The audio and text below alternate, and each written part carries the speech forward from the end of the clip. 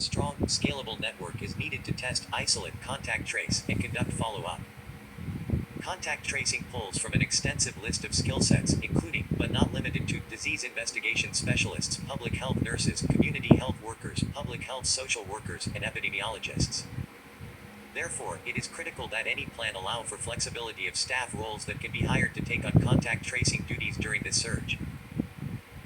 It is also important to recognize the need for critical support roles including health educators, community health workers, public health nurses, and communicable disease staff to educate individuals and communities on COVID-19, ensure accurate, rapid testing for anyone that needs a test, and provide support to workplaces, schools, stores, and other sites that may require appropriate guidance and services to disinfect and implement best practices if a case is detected.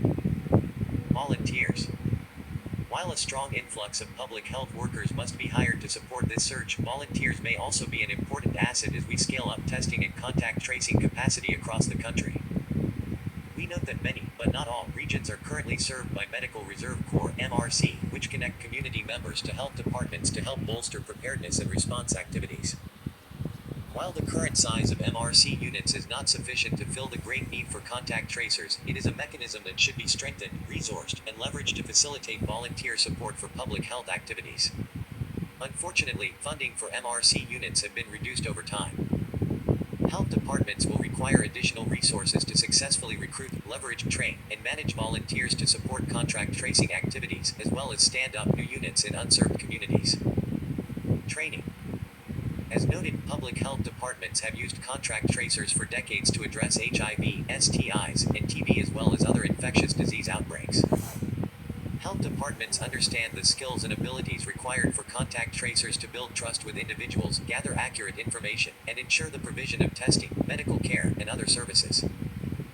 As part of maintaining a standing workforce of contact tracers, health departments have trainings in place to ensure that individuals working as contact tracers, regardless of their profession, have the skills they need to be successful in the field.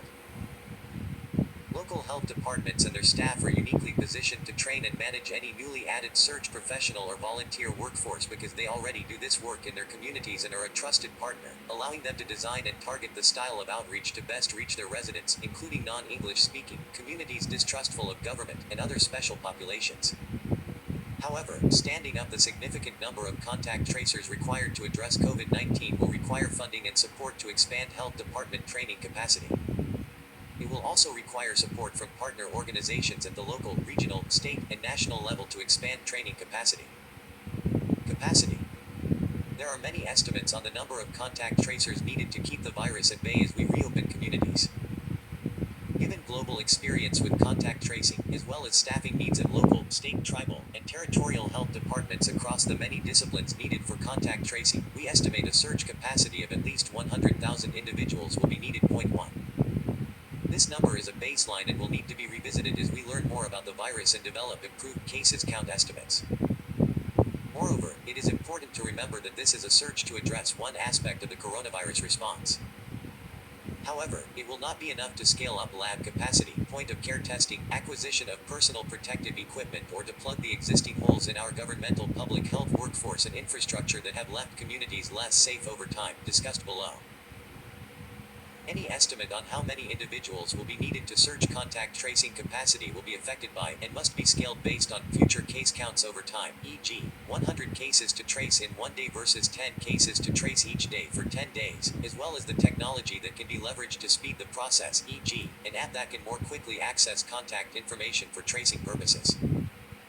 In addition, the experience of the contact tracer may increase their capacity to clear cases quickly, while the circumstances of the individual, e.g., those who are homeless, undocumented, in a justice or detention facility, group home situation, etc., may elongate the time frame to complete a case investigation. Distribution. While the overall number of the contact tracer surge workforce is critical, so too is how they are distributed across the country. COVID-19 is affecting every community across the country, large urban centers, the suburbs, as well as rural and frontier areas. Local health departments have varying base staffing levels, but all will need surge capacity staff too. We estimate that in non-emergency situations, we need 15 professionals per 100,000 population, including epidemiologists, disease investigation specialists, public health nurses, community health workers, and others typically involved in contact tracing activities.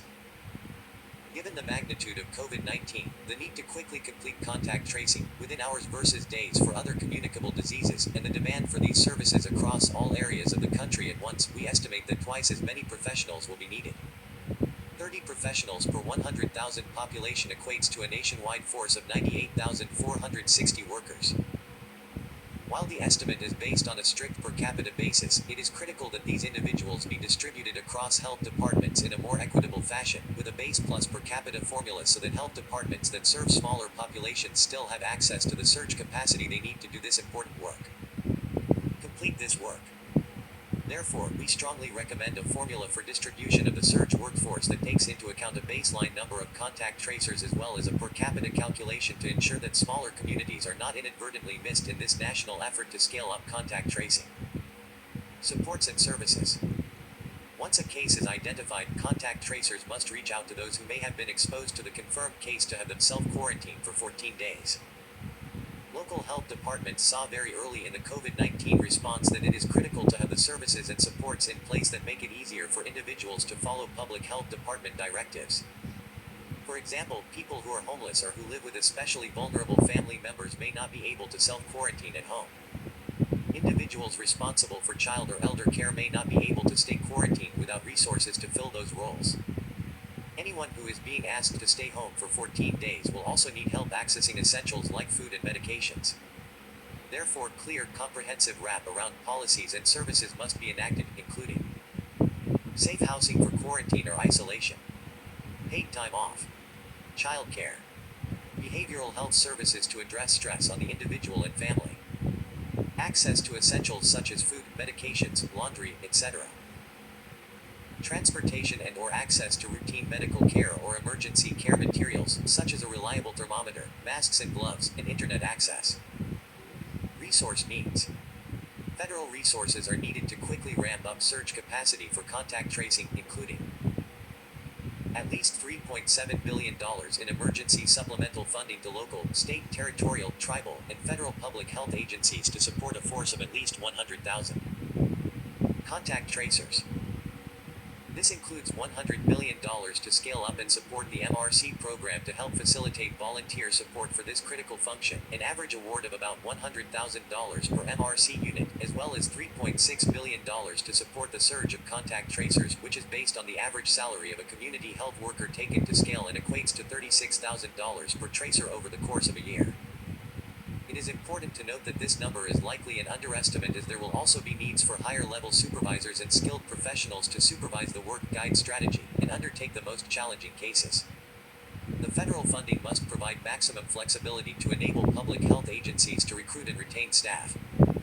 While this is a large number, the trade-off for being able to reopen our communities and commerce is much greater. How funding is distributed in order to ramp up the surge of contact tracers is also critically important. Any infusion of funds, staff, and volunteers must take into account that, depending on the state, contact tracing responsibilities may sit at the local health department and or state health department level. Therefore, proposals and legislation should be written to allow flexibility for funding eligibility. Moreover, a bolus of one-time money is difficult to spend and ramp up quickly, even in the best of circumstances. Therefore, we will need to remove federal, state, and jurisdictional level barriers to hiring.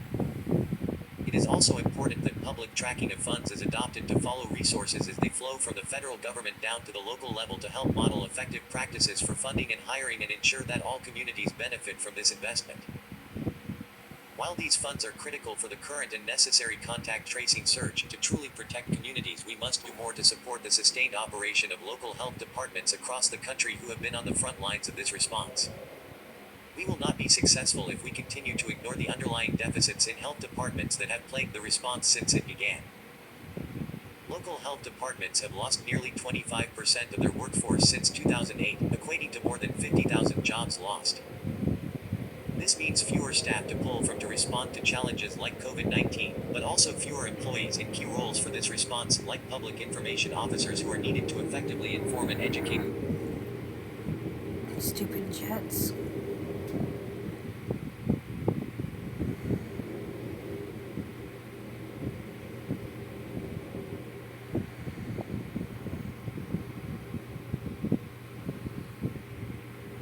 This means fewer staff to pull from to respond to challenges like COVID-19, but also fewer employees in key roles for this response, like public information officers who are needed to effectively inform and educate the public about how to stop the spread, and disease investigation specialists to carry out existing contact tracing responsibilities. Over the same time period, local health department budgets are at best flat on average, with the average small health department operating with 11% fewer resources and the average large health department operating with 30% fewer resources, not accounting for inflation. Today, local health departments are already facing the budgetary impacts of reduced local and state tax revenues due to the economic impacts of the COVID-19 response, with health department staff being furloughed as funding evaporates. We must act now to ensure that public health departments will be there for their communities in the months and years to come to get us through the response and better prepare us for the next crisis. Therefore, NACCHO also requests that Congress support $200 million to enact and implement a loan repayment program for public health professionals who agree to serve 2 years in a local, state, or tribal health department. In the coming years, nearly half of the local and state health department workforce might leave, and as the workforce ages and far too many health departments struggle with recruiting and retaining new talent to fill critical roles. In an effort to recruit and retain a new generation of public health workers, NACCHO, along with over 60 other stakeholder organizations, support the enactment and implementation of a loan repayment program for public health professionals who agree to serve 2 years in a local, state, or tribal health department. Such a program, modeled off the success of the National Health Service Corps in bringing health care providers to communities in need, will help health departments across the country recruit appropriate staff who can tackle 21st century challenges and increase health departments' capacity, now and in the future. We estimate that a program funded at $200 million per year could support over 6,000 new hires in local and state health departments across the country. This is a critical mechanism to retain individuals who will gain important experience and expertise as part of the contact tracing surge stay in the health department workforce, so that they can use this experience to help us better able to respond to the next crisis. $4.5 billion in additional annual mandatory funding for local, state, tribal, and territorial core public health infrastructure, in addition to existing annual discretionary appropriations. The contact tracing surge can only be as successful as the public health infrastructure that supports it.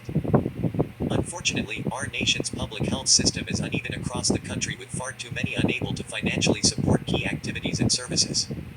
The economic downturn related to COVID-19 will only exacerbate these issues. These dollars would be used to support the scale-up and delivery of essential activities like disease surveillance, epidemiology, laboratory capacity, all hazards preparedness and response, policy development and support, communications, community partnership development, and organizational competencies. The importance of strong, predictable federal investment in the public health system is even more vital now, as the economic impacts of the pandemic are felt nationwide. Local and state governmental budgets, and therefore public health budgets, are likely to be devastated in the wake of COVID-19, possibly for years to come. This will leave our nation even more vulnerable to emerging health risks. By building the core public health infrastructure of localities, states, tribal governments, and territories, the nation will be better prepared for the next threat. The response to COVID-19 has and will continue to be labor, resource, and time-intensive. However, investments made now will help bring this phase of the response to a close. It is critical that we do all we can to stop the spread of COVID-19, learn the lessons from this response, and strengthen the governmental public health system now, so that we are better able to respond to the next threat that comes our way, saving money and lives. For additional information, please contact Adrian Casolati, NACCHO's Chief of Government and Public Affairs, at acasolati@naco.org.